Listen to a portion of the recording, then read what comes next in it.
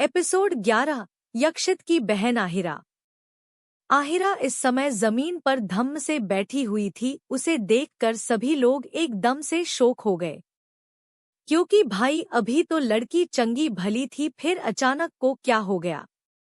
युवान जी आहिरा की चिंता में उसके पास जाने को हुए, पर तभी उनके आगे यक्षित आकर खड़ा हो गया।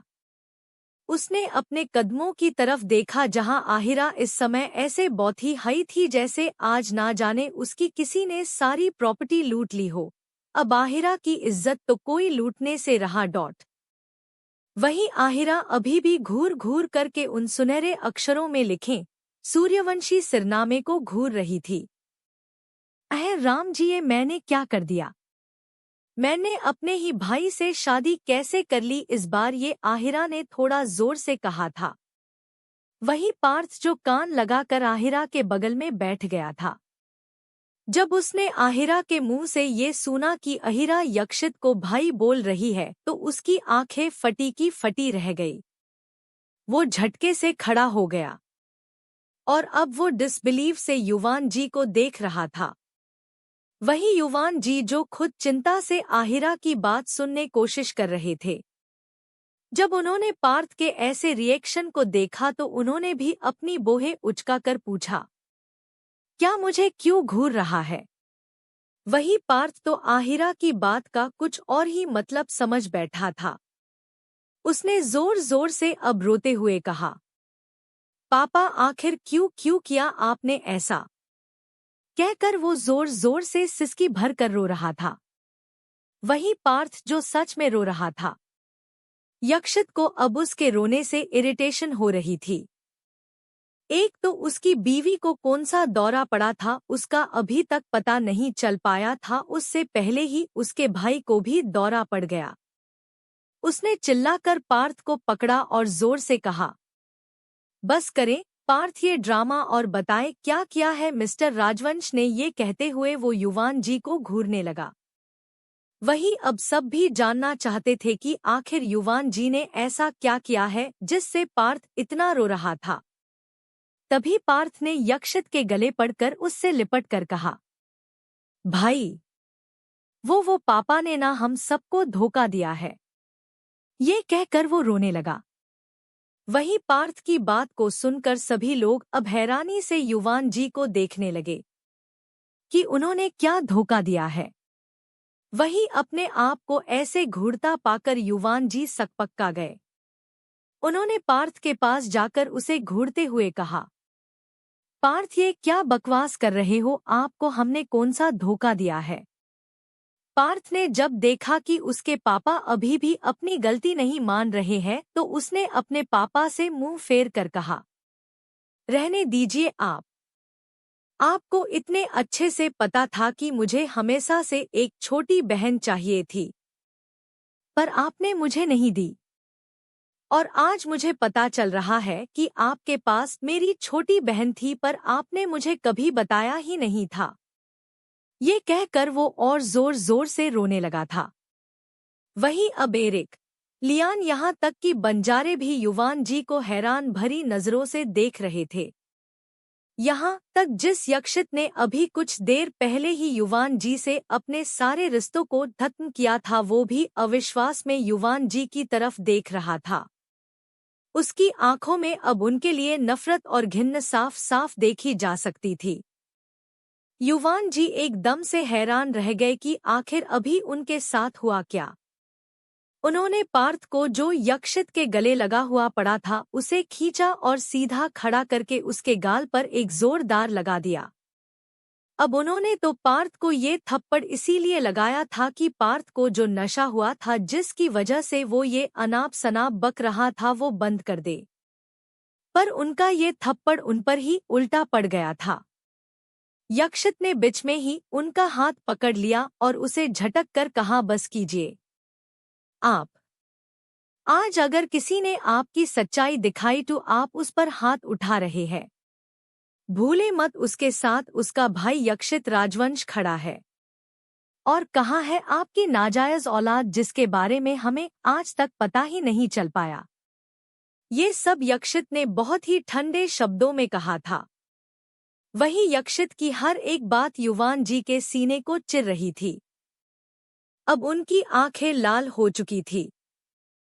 वो ये सोच रहे थे कि आज उनके और उनके बेटे की बीच में इतनी दूरी आ चुकी थी कि आज यक्षित उन्हें कुछ भी समझ सकता था। उन्होंने यक्षित को देखा और फिर घूर कर पार्थ को देखा जिसने ये सारी आग लगाई थी। उन्होंने अब पार्थ को देखकर कहा, क्या तुम बताओगे तुम किस कुंभ के मेले में अपनी खोई हुई बहन मिल गई जिसके बारे में मुझे ही पता नहीं था। वही युवान जी की बात को सुनकर के पार्थ ने रोते हुए आहिरा की तरफ देखा जो अलग ही अपनी दुनिया में खोई हुई थी और बस अभी भी हल्के हल्के से बड़बड़ किए जा रही थी। पार्थ ने आहिरा की तरफ उंगली दिखाकर कहा, वो रही आपकी बेटी और साथ में मेरी प्यारी क्यूट सी बहन। पार्थ ने आहिरा को देखा। उसे इस बात का बड़ा ही दुख था कि युवन जी ने अब तक उसे कभी बताया नहीं कि आहिरा जितनी प्यारी उसकी बहन है। वही सभी लोगों ने जैसे ही ये सुना कि आहिरा युवान जी की बेटी है तो सभी के मुंह खुले के खुले रह गए। लियान ने बड़ा सा मुंह खोलकर कहा, मतलब बोस ने अपनी ही बहन से शादी कर ली। अब लियान और एरिक दोनों ही ने ही बड़ी दया भरी निगाहों से यक्षित को देखा। बेचारे तो ये सोच सोच कर परेशान हो रहे थे कि बेचारे उनके किंग की शादी भी एकदम बुढ़ापे की दहलीज पर जाकर हुई और दुल्हन भी उनकी बहन निकली। मतलब इससे ज्यादा बड़ी ट्रेजेडी क्या होगी। वही जैसे ही यक्षित ने सुना कि उसकी अभी अभी बनी बीवी ही उसकी बहन है तो उसके चेहरे के एक्सप्रेशन बड़े ही कॉम्प्लेक्स हो गए। एपिसोड 12 आहिरा ने बताया सच। इस समय पूरे सूर्यवंशी खानदान को समझ ही नहीं आ रहा था कि हो क्या रहा था उनकी जिंदगी में। सबसे बड़ा ब्लडर तो यक्षित के साथ हुआ था। यक्षित इस समय आहिरा को ही देख रहा था, मतलब माना उसे शादी कभी करनी नहीं थी। पर भगवान को भी उसकी शादी हो जाने के बाद उसे ऐसी स्थिति में पहुंचना जरूरी था क्या। वहीं आहिरा को तो कोई होश ही नहीं था कि उसके चक्कर में घर में क्या बवाल हो चुका है। बेचारे युवान जी के साफ चरित्र पर दाढ़ लग चुका था। पार्थ जिसका बचपन से ही सपना था कि उसकी बहन हो, उसका सपना भी पूरा हुआ पर किसी और ही मोड़ पर जाकर। और यक्षित का दुख तो हम सब भोले मनुष्य की सोच से भी परे था और वो अभी भी आहिरा को बड़ी ही कॉम्प्लिकेटेड नजरों से देख रहा था। इस समय उसकी स्थिति ये थी कि उसे भी ये समझ नहीं आ रहा था कि उसके साथ आज एक दिन में हुआ क्या। तभी पार्थ ने रोते हुए ही यक्षित के गले में पड़े हुए कहा, भाई देखिए ना अब क्या से क्या हो गया। मैंने किसी का क्या बिगाड़ा था जो मेरे साथ ऐसा हुआ। मतलब अब मैं चाचू तो बनूंगा ही पर साथ में मामा भी, पर दुख इस बात है चाचू और मामा बोलने वाला एक ही होगा, जबकि मुझे खिलाने के लिए बहुत सारे भतीजे भतीजी चाहिए थे। मेरे तो सारे सपने टूट गए। और फिर और जोर जोर से रोने लगा। वहीं यक्षित जिसका दिमाग अपनी लास्ट लिमिट तक पहुंच चुका था, इतना सब बवाल सुनकर के जब उसने पार्थ के मुंह से ऐसी बातें सुनी तो उसका मन किया कि अभी के अभी वो पार्थ का गला घोंट के मार दे। मतलब सीरियसली यहाँ ये समझ नहीं आ रहा था कि कोई लड़की हमारे बाप की औलाद कैसे बन गई और पार्थ की सुई कहाँ अटकी हुई थी भतीजे भतीजों पर। कोई तुक था उसकी बातों का। युवान जी जिनका दिल यक्षित और पार्थ की बातों से और सबकी अजीब सी नजरों को खुद पर महसूस करके काफी दुखा हुआ था, अचानक याद आया कि वो सब गम इसीलिए बना रहे थे कि पार्थ ने ये सब कहा और वो ये चीज कैसे भूल गए कि आज तक उनके छोटे बेटे ने कोई ढंग की बात नहीं करी है। वो तुरंत आहिरा के पास गए थे जिसे देखकर तो ऐसा लग रहा था कि उसने वापस से तपस्या में जाने वाली हो। युवान जी आहिरा के पास गए और नीचे घुटनों के बल बैठकर बोले, बेटा आहिरा, वहीं आहिरा जो इस दुख में बिजी थी कि जब उसे अपने माताश्री और पिताश्री से सामना होगा तो वो कैसे उन्हें बताएगी कि उनकी बेटी ने कितना बड़ा पाप किया है। वो सोच में गुम ही थी कि तभी युवान जी की आवाज उन्हें आई। युवान जी को देख करके वो पहले खड़ी हो गई, क्योंकि अब वो उसके ससुर और पिताश्री थे। उसने तुरंत अपने लहंगे की चोली से एक बड़ा सा घूंघट लिया और युवान जी के पैर पकड़कर कहा, आशीर्वाद दीजिए पिताश्री। युवान जी अचानक से ऐसे आहिरा के खड़े हो जाने के बाद और फिर ऐसे पैर छूते देख एकदम से सकपका गए।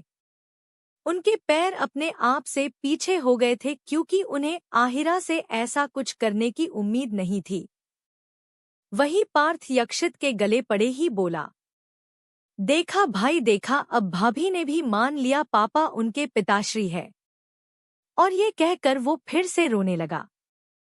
ए वही युवान जी के ऐसे पीछे खिसक जाने से आहिरा को लगा उनके माता और पिता की तरह उसके नए बने हुए पिता भी उसकी ये अनर्थ शादी की वजह से नाराज है। उसने जल्दी से अपने घूंघट में से अपना आधा मुंह निकाला। इस समता उसका चेहरा बड़ा ही मायूस था। उसने कहा, पिताजी आप अब हमसे इतने क्रोधित है कि आप हमें आशीर्वाद के भी काबिल नहीं समझते। यक्षित जो ये सब देख रहा था, उसने जल्दी से जाकर सबसे पहले तो आहिरा के सर से घूंघट हटाया, जिसकी वजह से वो एकदम कपड़े की धान लग रही थी। आहिरा यक्षित को देख ही रही थी कि तभी यक्षित ने उसके हाथ कस कर पकड़ते हुए कहा, ये सारा मेलोड्रामा बाद में करती रहना, अब शादी हो गई है, पूरी जिंदगी यही देखना है। यक्षित को भी ये नहीं पता चल रहा था कि कहीं ना कहीं भी अपने दिल में आहिरा को एक्सेप्ट कर चुका था। बस बचा था तो प्यार होना, जिसके तो फिलहाल अभी दूर दूर तक कोई आसर नजर नहीं आ रहे थे। आहिरा एकदम से यक्षित के पकड़े जाने से उसकी तरफ देखने लगी। यक्षित ने उसे इतनी जोर से कस कर पकड़ा था कि आहिरा का मन तो कर रहा था कि अपना हाथ छुड़ाकर वो एक तमाचा सीधे यक्षित के गालों पर लगा दे, पर उसने भी अपने ऊपर कंट्रोल किया। कंट्रोल आहिरा, ये आपके अभी नए नए स्वामी है, आज कुछ मत कर, वैसे भी एक पाप हो चुका है।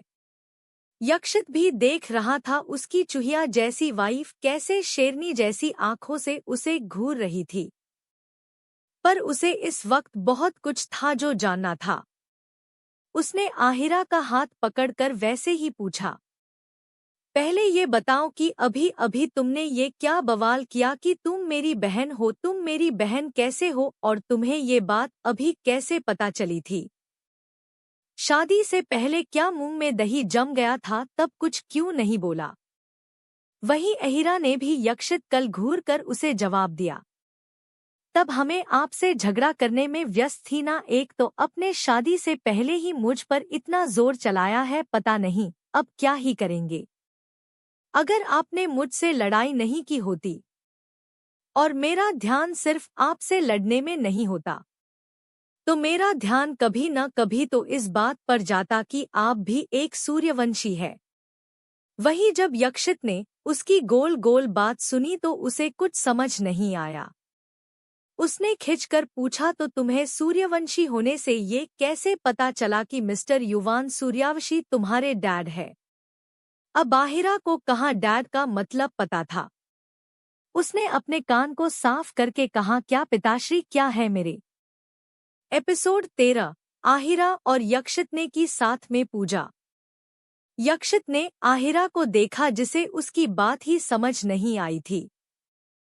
तभी उसे ये याद आया कि जैसा आहिरा का सुबह से बर्ताव था, उसे इंग्लिश नहीं आती थी। तो उसने अपनी बात को फिर से जोर देकर कहा, राजकुमारी आहिरा, आपको कैसे पता चला कि युवान सूर्यवंशी आपके पिताजी गे? यक्षित ने राजकुमारी पर कुछ ज्यादा ही जोर देकर कहा था। वहीं आहिरा ने जैसे ही ये सुना तो वो यक्षित को घूरने लगी। उसने कहा, स्वामी आप कैसे भूल गए कि अभी अभी हमारी शादी हुई है? अगर आपके पिताजी मेरे पिताजी नहीं होंगे तो क्या होंगे? उसके आंखों में हल्के हल्के आंसू दिखने लगे थे। वही सारे घर वालों ने जैसे ही अचानक से सबसे पहले आहिरा के मुंह से यक्षित के लिए स्वामी सुना तो उन्हीं ने बड़ी मुश्किल से हंसी कंट्रोल की। वही पार्थ जो अभी रो रहा था, वो भी आंखों में आंसू भरे ही हंसने लगा। ही। सब बेचारे यक्षित की किस्मत के बारे में सोच रहे थे।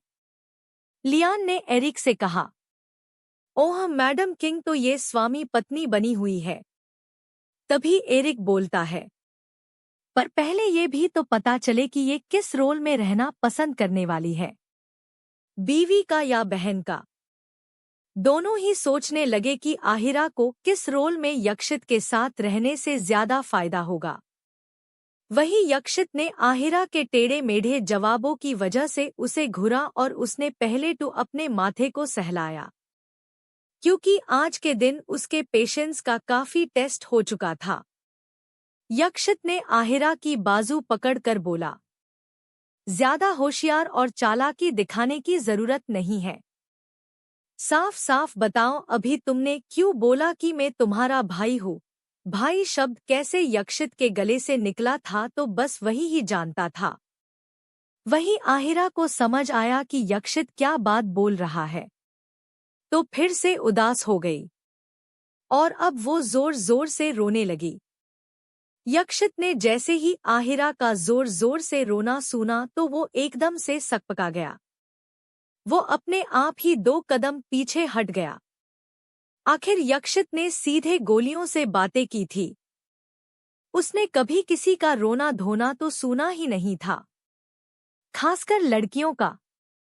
वो अजीब और हैरान नजरों से आहिरा को देख रहा था, जो जोर जोर से किसी भोपू की तरह रोए जा रही थी। वही पार्थ जो अभी अभी रोकर शांत हुआ था, वो भी आहिरा को देखकर रोने लग गया, जैसे उसे भी अब उसका साथी मिल गया हो। वही उन सबको ऐसे रोते हुए देखकर सबकी नजरें युवान जी को ऐसे देख रही थी कि जैसे इन सब के जिम्मेदार सिर्फ और सिर्फ वही ही है। युवान जी बेचारे अलग अपने आप में परेशान थे।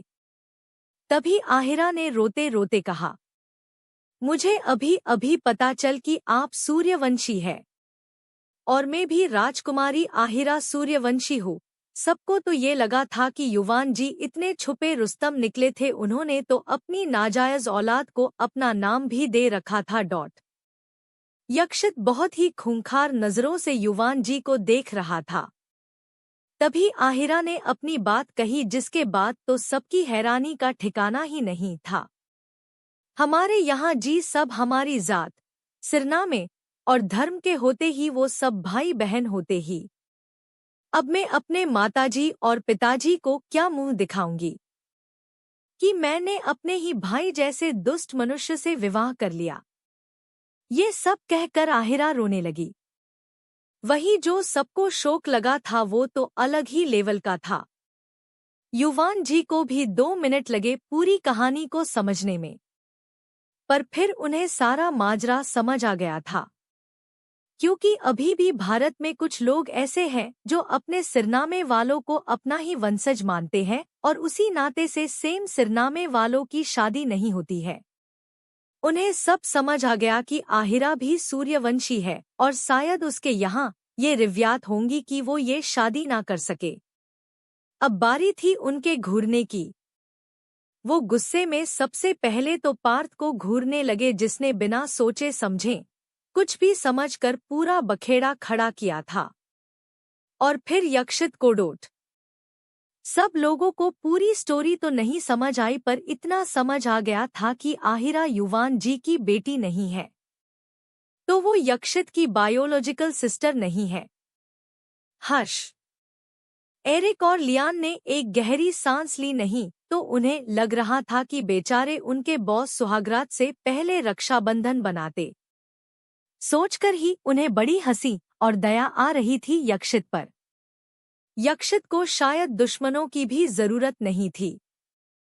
पार्थ जल्दी से आहिरा के पास गया और उसका हाथ पकड़कर बोला, भाभी मतलब पापा, मतलब मेरा कि पिताजी आपके रियल पापा नहीं है। आहिरा ने पहले पार्थ को अजीब नजरों से देखा और फिर युवान जी को डोट। फिर उसने धीरे से पार्थ से अपना हाथ छुड़ा कर कहा, नहीं देवर सा, आपके पिताजी में जन्मदाता पिताजी कैसे हो सकते हैं? मेरे पिताजी तो राजा रणजीत सिंह सूर्यवंशी है। आहिरा ने बड़े ही गर्व से कहा। वही पार्थ तो हैरानी से अपनी भाभी को देख रहा था। फिर उसने नजरें घुमाकर अपने पिता को देखा, जो गुस्से में लाल पिले हुए उसे ही घूर रहे थे। पार्थ ने मन ही मन में कहा, भगवान दादाजी की आत्मा के साथ मेरी भी आत्मा को शांति देना। फिर क्या था? वो जोर से चिल्लाते हुए वहां से ऊपर की ओर भाग गया। पापा, नहीं, गलती हो गई। वही युवान जी ने अपनी चप्पल हाथ में ली और वो पार्थ के पीछे भाग गए।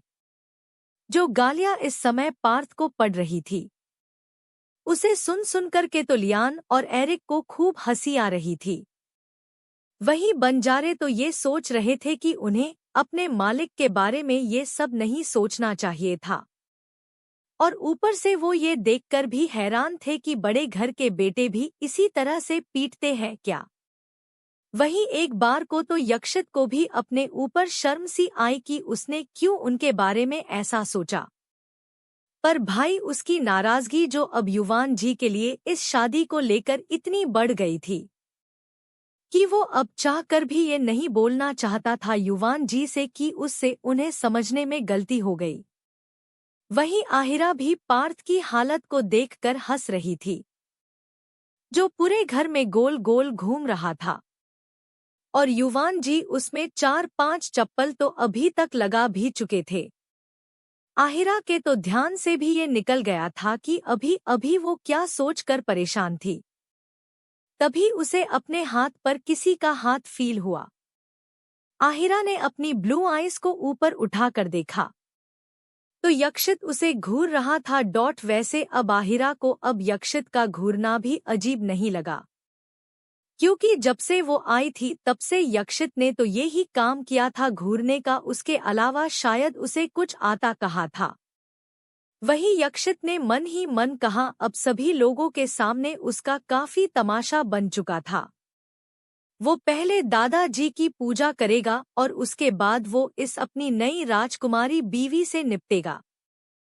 यक्षित ने हाथ आहिरा का हाथ पकड़ा और फिर से हवन कुंड के आगे बैठ गया।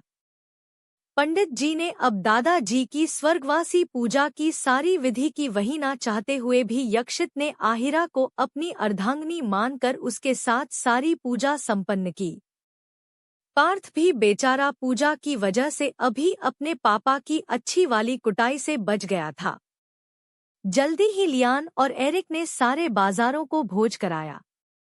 पूरी साल में बस वो आज के दिन कोई अच्छा और ढंग का इंसानों वाले काम करते थे, वरना कल से तो उनकी फिर से वही काली जिंदगी शुरू होने वाली थी, जहां कोई उजाला नहीं था।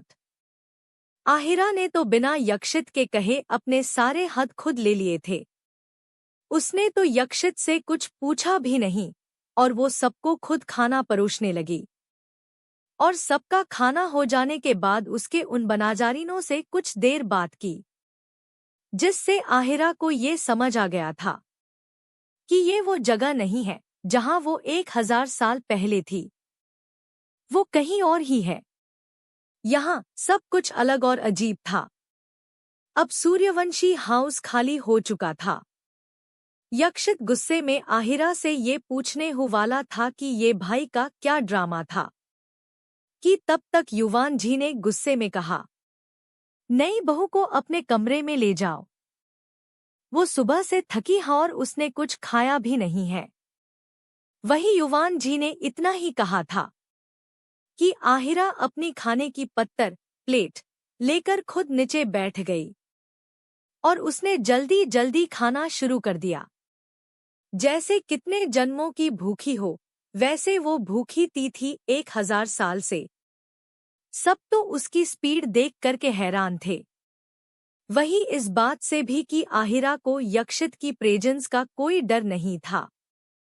आहिरा ने अपने मुंह में खाना भरे हुए ही ऊपर की तरफ युवान जी को देखकर कहा, धन्यवाद पिताजी हमें खाने का न्योता देने के लिए, वरना हमारे स्वामी तो हमें भूल ही गए थे। कहकर फिर वो नीचे ठूस ठूस कर खाने लगी।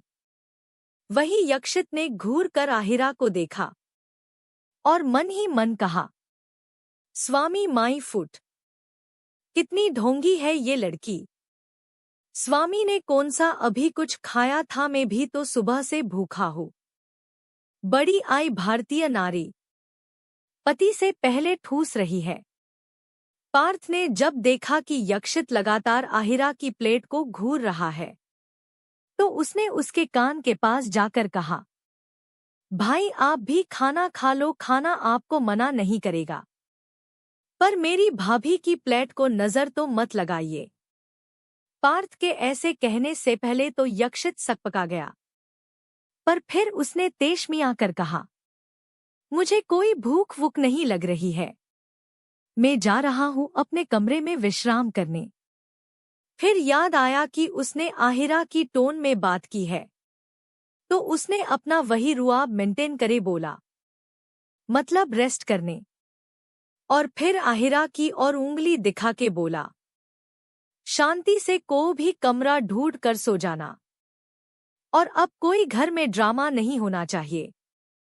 कहकर वो तान से चलते हुए अपने कमरे में चला गया। एपिसोड 14, यक्षित की दूसरी बीवी। आहिरा का फैसला। यक्षित तेश में आकर ना खाने का बोल करके अपने कमरे की तरफ बढ़ गया। वही लियान और एरिक ने अपना माथा पिट लिया, क्योंकि उन्हें पता था कि उनके बॉस ने कल भी मिशन के चक्कर में कुछ भी नहीं खाया था। यक्षित इस समय पूरे 40 घंटे से भूखा था। वही आहिरा को तो ये मतलब नहीं था कि यक्षित खाना खाए या नहीं, वो तो अपनी बोहे उठाए जाते हुए यक्षित को देख रही थी। फिर उसने अपने अधीनस्थ पार्थ की तरफ देखा, जैसे पूछ रही हो ये कमरा देख लेने का मतलब क्या था। तभी पार्थ ने आहिरा के बगल में बैठकर कहा, माय क्यूट लिटिल भाभी। भाई का मतलब था कि वो आपको अपने कच्छ डॉट। तभी पीछे से युवान जी ने पार्थ को घूरते हुए बोला, कक्ष। पार्थ ने जल्दी से फिर कहा, वो आपको कक्ष में नहीं रखना चाहते और आपको अपने लिए इस घर में मौजूद किसी भी कक्ष को देख सकती और भाई का जीना हराम कर सकती है। मेरा मतलब आप भाई के साथ इस घर में रहेंगी खुशी खुशी। फिर वो युवान जी को देखने लगा, जैसे पूछ रहा हो मैंने सब कुछ सही सही बोला है ना। वही युवान जी ने उसे गुस्से से घुरा और बड़बड़ाते हुए कहा, कैसी अनपढ़ औलाद है मेरी।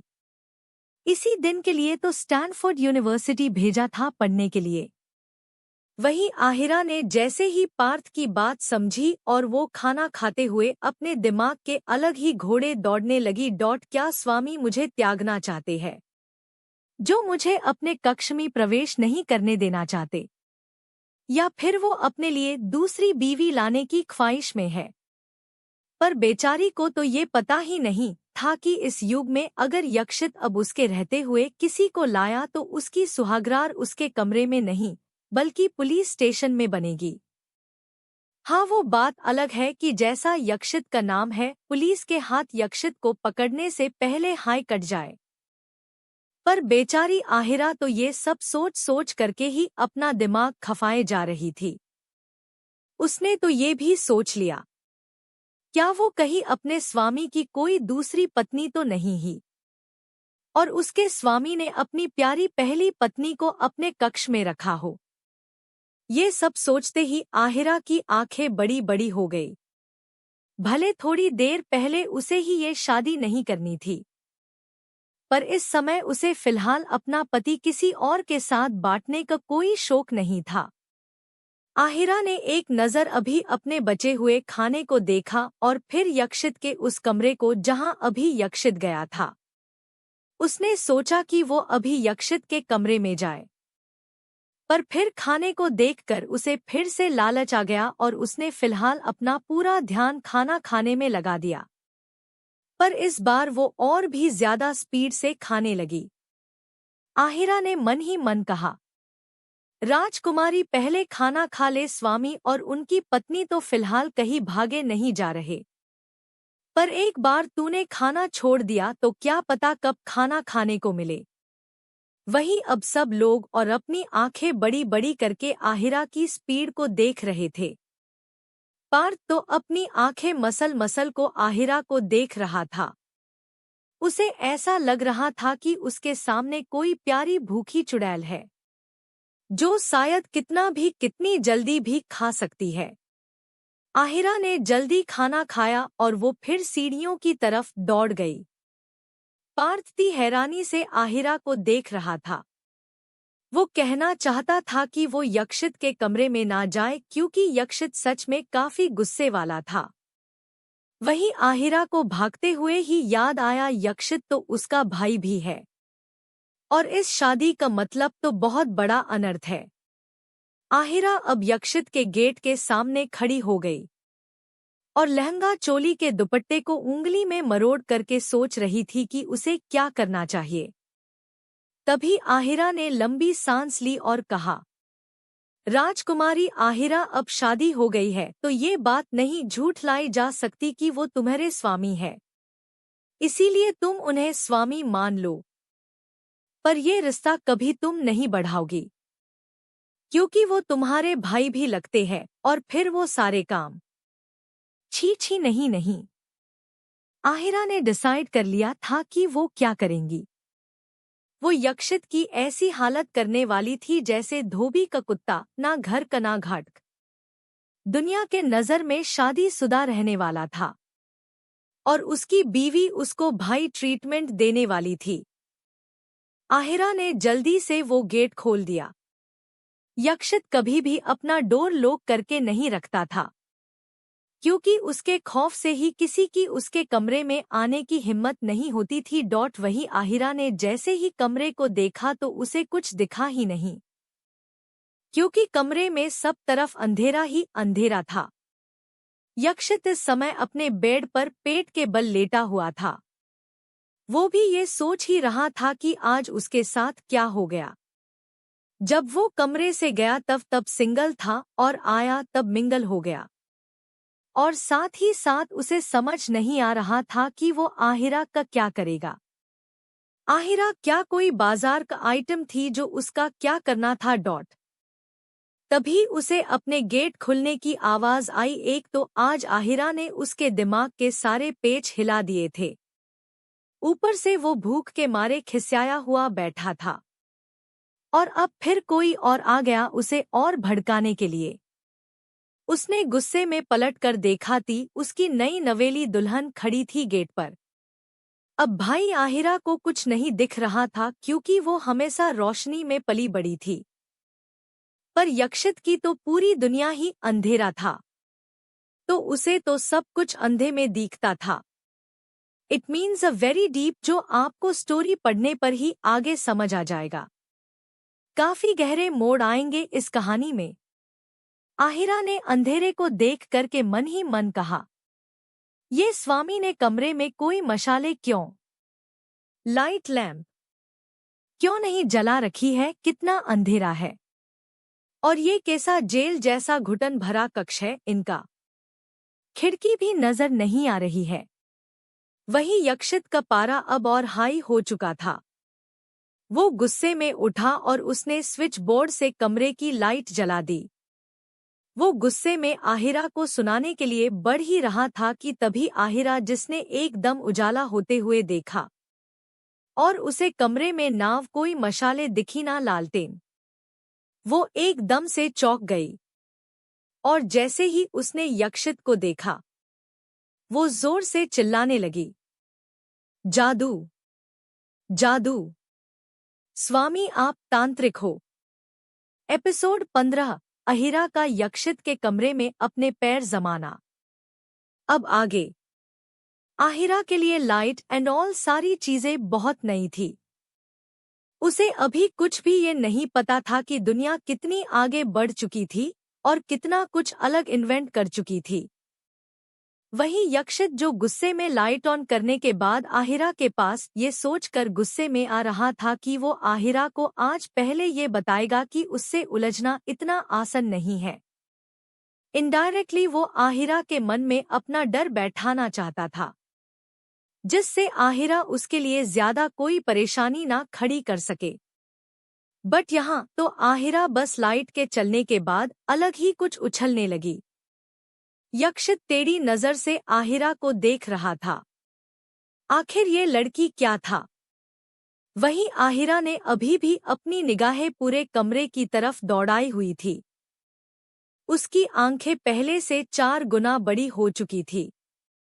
आखिर ये कमरा कुछ अलग था, अलग तरह का बेड। और सबसे ज्यादा उसे जो चीज हैरान कर रही थी वो थी यक्षित की फोटो। नीचे यक्षित के दादाजी की फोटो नहीं थी, बल्कि उनके फेस को किसी पेंटर के द्वारा ड्रा करवाया गया था। इसीलिए आहिरा ने अब जो हम फोटो देखते हैं वो अब देख रही थी। आहिरा बड़ी बड़ी आंखें किए हुए दीवार पर लगी यक्षित की बड़ी सी तस्वीर को देख रही थी। आहिरा मन मन में ओह तेरी की ये कैसा चमत्कार है, ये स्वामी जैसा कैसे है। बिल्कुल आहिरा को अब सच में लगने लगा था कि वो पक्का किसी मायावी लोक में आ गई है।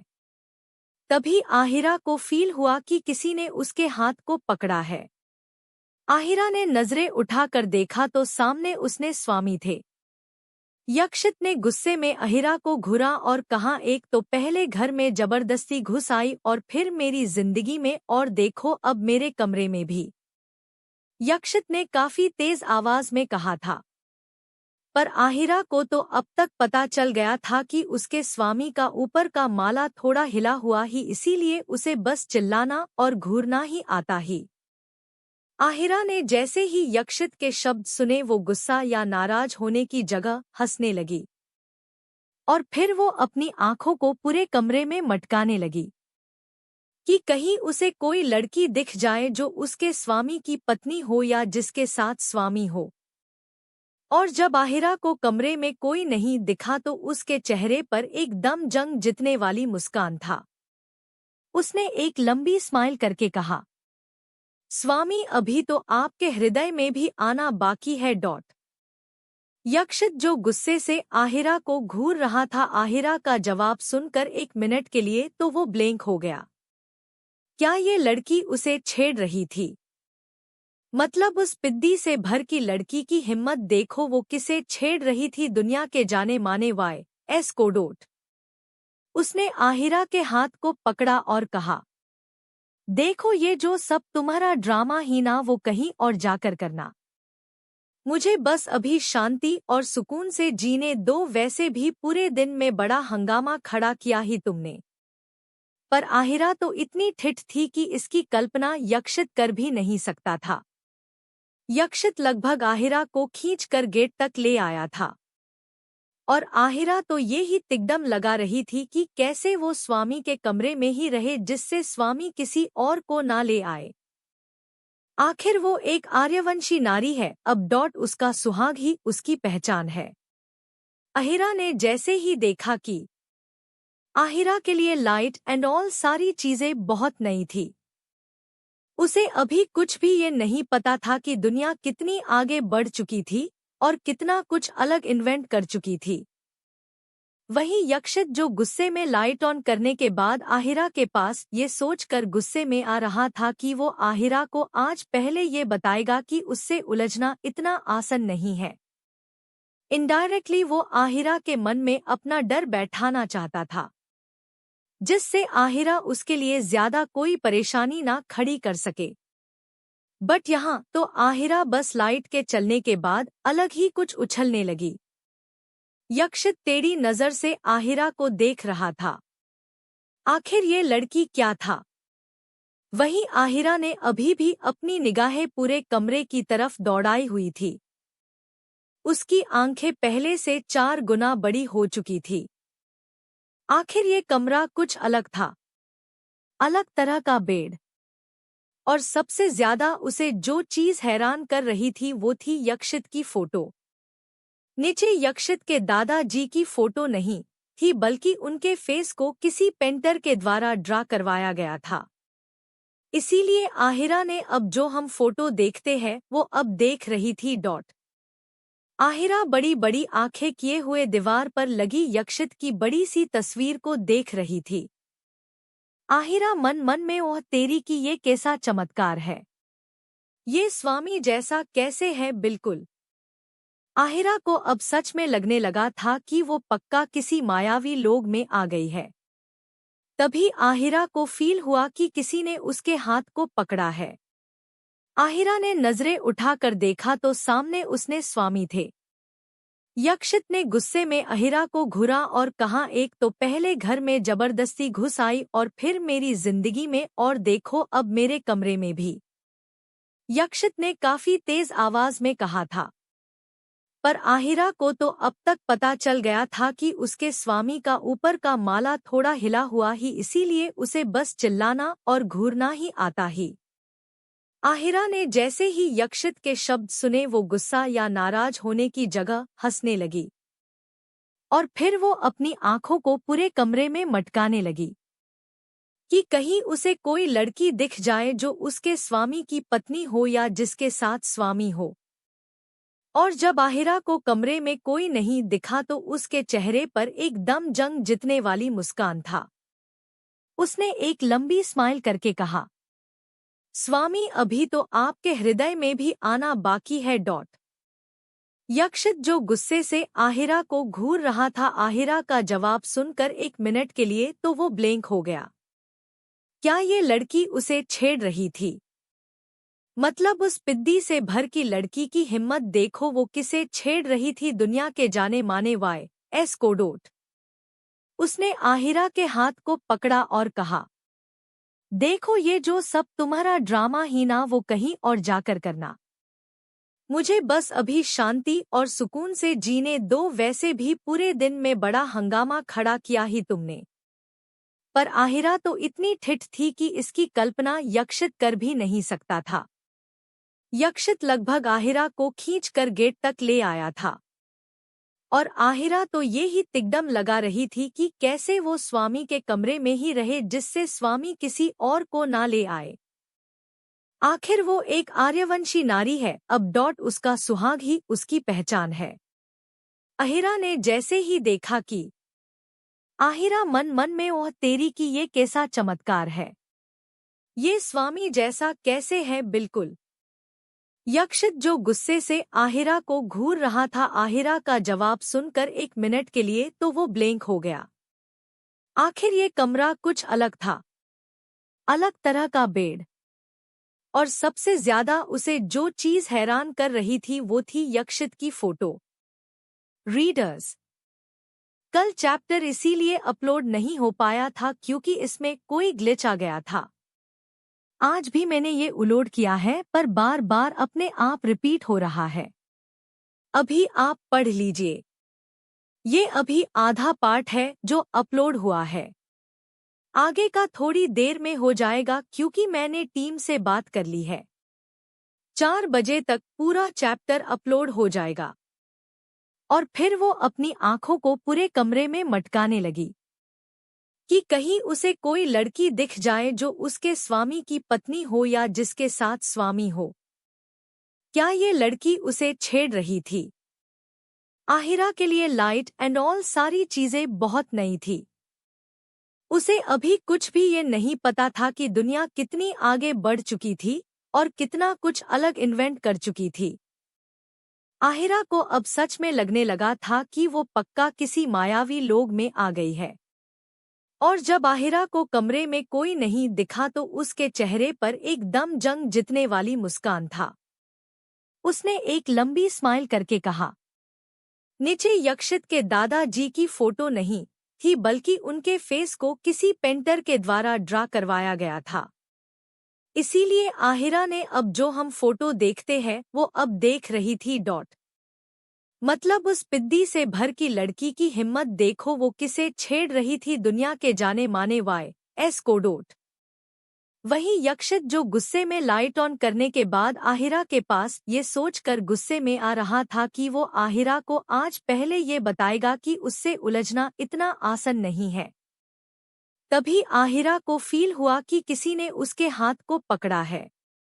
अब आगे उसने आहिरा के हाथ को पकड़ा और कहा, देखो ये जो सब तुम्हारा ड्रामा ही ना वो कहीं और जाकर करना। मुझे बस अभी शांति और सुकून से जीने दो, वैसे भी पूरे दिन में बड़ा हंगामा खड़ा किया ही तुमने। स्वामी अभी तो आपके हृदय में भी आना बाकी है। आहिरा बड़ी बड़ी आंखें किए हुए दीवार पर लगी यक्षित की बड़ी सी तस्वीर को देख रही थी। आहिरा ने नजरें उठाकर देखा तो सामने उसने स्वामी थे। आहिरा के लिए लाइट एंड ऑल सारी चीजें बहुत नई थी। उसे अभी कुछ भी ये नहीं पता था कि दुनिया कितनी आगे बढ़ चुकी थी और कितना कुछ अलग इन्वेंट कर चुकी थी। यक्षित जो गुस्से से आहिरा को घूर रहा था, आहिरा का जवाब सुनकर 1 मिनट के लिए तो वो ब्लैंक हो गया। यक्षित ने गुस्से में आहिरा को घूरा और कहा, एक तो पहले घर में जबरदस्ती घुस आई और फिर मेरी जिंदगी में, और देखो अब मेरे कमरे में भी। इनडायरेक्टली वो आहिरा के मन में अपना डर बैठाना चाहता था, जिससे आहिरा उसके लिए ज्यादा कोई परेशानी ना खड़ी कर सके। आहिरा मन मन में, ओह तेरी की ये कैसा चमत्कार है, ये स्वामी जैसा कैसे है बिल्कुल। पर आहिरा तो इतनी ठिठ थी कि इसकी कल्पना यक्षित कर भी नहीं सकता था। क्या ये लड़की उसे छेड़ रही थी? बट यहाँ तो आहिरा बस लाइट के चलने के बाद अलग ही कुछ उछलने लगी।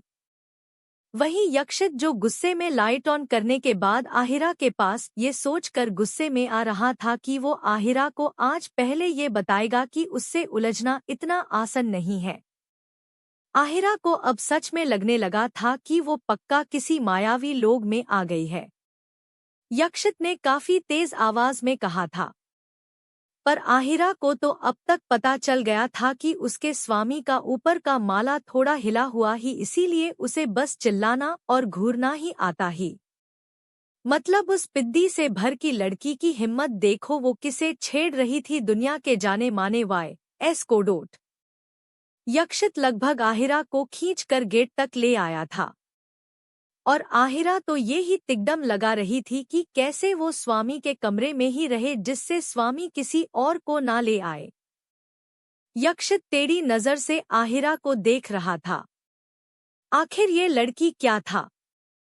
तभी आहिरा को फील हुआ कि किसी ने उसके हाथ को पकड़ा है। इनडायरेक्टली वो आहिरा के मन में अपना डर बैठाना चाहता था, जिससे आहिरा उसके लिए ज्यादा कोई परेशानी ना खड़ी कर सके। उसने आहिरा के हाथ को पकड़ा और कहा, देखो ये जो सब तुम्हारा ड्रामा ही ना वो कहीं और जाकर करना। मुझे बस अभी शांति और सुकून से जीने दो, वैसे भी पूरे दिन में बड़ा हंगामा खड़ा किया ही तुमने। आखिर वो एक आर्यवंशी नारी है, अब उसका सुहाग ही उसकी पहचान है। आहिरा ने जैसे ही यक्षित के शब्द सुने वो गुस्सा या नाराज होने की जगह हंसने लगी। आहिरा ने नजरें उठाकर देखा तो सामने उसने स्वामी थे। वहीं आहिरा ने अभी भी अपनी निगाहें पूरे कमरे की तरफ दौड़ाई हुई थी। उसकी आंखें पहले से 4 गुना बड़ी हो चुकी थी। बट यहाँ तो आहिरा बस लाइट के चलने के बाद अलग ही कुछ उछलने लगी। यक्षित ने गुस्से में आहिरा को घूरा और कहा, एक तो पहले घर में जबरदस्ती घुस आई और फिर मेरी जिंदगी में, और देखो अब मेरे कमरे में भी। आहिरा ने जैसे ही देखा कि आखिर ये कमरा कुछ अलग था, अलग तरह का बेड, और सबसे ज्यादा उसे जो चीज हैरान कर रही थी वो थी यक्षित की फोटो। और फिर वो अपनी आंखों को पूरे कमरे में मटकाने लगी कि कहीं उसे कोई लड़की दिख जाए जो उसके स्वामी की पत्नी हो या जिसके साथ स्वामी हो। पर आहिरा तो इतनी ठिठ थी कि इसकी कल्पना यक्षित कर भी नहीं सकता था। यक्षित टेढ़ी नजर से आहिरा को देख रहा था। आखिर ये लड़की क्या था? यक्षित ने काफी तेज आवाज में कहा था। पर आहिरा को तो अब तक पता चल गया था कि उसके स्वामी का ऊपर का माला थोड़ा हिला हुआ ही, इसीलिए उसे बस चिल्लाना और घूरना ही आता ही। और जब आहिरा को कमरे में कोई नहीं दिखा तो उसके चेहरे पर एकदम जंग जीतने वाली मुस्कान था। उसने एक लंबी स्माइल करके कहा, नीचे यक्षित के दादाजी की फोटो नहीं थी, बल्कि उनके फेस को किसी पेंटर के द्वारा ड्रा करवाया गया था। इसीलिए आहिरा ने अब जो हम फोटो देखते हैं वो अब देख रही थी। यक्षित लगभग आहिरा को खींचकर गेट तक ले आया था और आहिरा तो ये ही तिकदम लगा रही थी कि कैसे वो स्वामी के कमरे में ही रहे, जिससे स्वामी किसी और को ना ले आए। वहीं आहिरा ने अभी भी अपनी निगाहें पूरे कमरे की तरफ दौड़ाई हुई थी। उसकी आंखें पहले से 4 गुना बड़ी हो चुकी